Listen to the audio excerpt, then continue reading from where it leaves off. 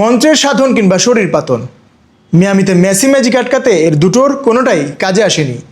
একজন পুরোদস্তুর ম্যাজিশিয়ানকে কোনো তন্ত্রমন্ত্র দিয়ে আটকানো অসম্ভব ব্যাপার, কিন্তু ৫.৫ লাখ বসবাসকৃত দ্বীপরাষ্ট্র আজ যা করে দেখালো তা ফুটবল ইতিহাস আজীবন মনে রাখবে। আজ কোনো সাধারণ ম্যাচ অ্যানালাইসিস নয়, আজ আপনাদের শোনাবো এক রুদ্ধশ্বাস মহাকাব্যের খেলার গল্পে।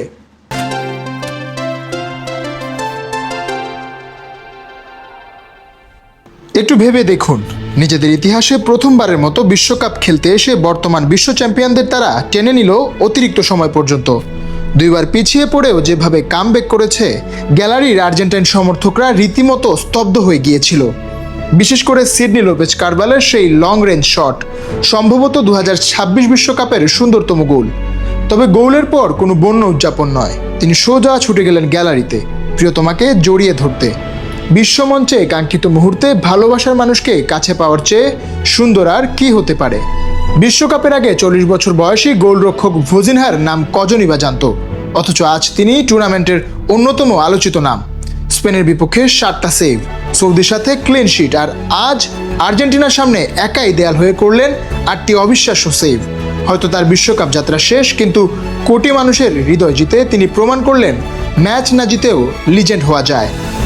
ম্যাচটা যে কোনো দিকে যেতে পারত, অন্যথায় আজই হয়তো শেষবারের মতো আর্জেন্টিনার জার্সিতে দেখা যেত লিওনেল মেসিকে। কিন্তু ৩৯ বছর বয়সী জাদুকর তা হতে দেবেন কেন? মায়ামির মাটিতে গড়লেন রেকর্ডের পাহাড়। বিশ্বকাপ ইতিহাসের সর্বোচ্চ ৩০টি ম্যাচ, সর্বকালের সর্বোচ্চ ২০টি গোল এবং প্রথম খেলোয়াড় হিসেবে টানা ৮ ম্যাচে গোলের কীর্তি। নকআউট পর্বে ১২টি গোলে অবদান রাখা মেসি এই বয়সে ৭ গোল নিয়ে এবারের আসরের সর্বোচ্চ গোলদাতা। ১১১ মিনিট পর্যন্ত বুক চিতিয়ে লড়াই করা কেপ ভার্দেকে আজ শুধু সম্মান শব্দটা দিয়ে বোঝানো যাবে না। একটি দুর্ভাগ্যজনক গোল না হলে হয়তো ইতিহাসের অন্যতম বড় অঘটনটাই দেখত বিশ্ব। আর্জেন্টিনা ম্যাচ জিতেছে ঠিকই, কিন্তু বুক চিতিয়ে লড়াই করে পুরো আফ্রিকা মহাদেশকে গর্বিত করেছে Cape Verde. What a team, what a show.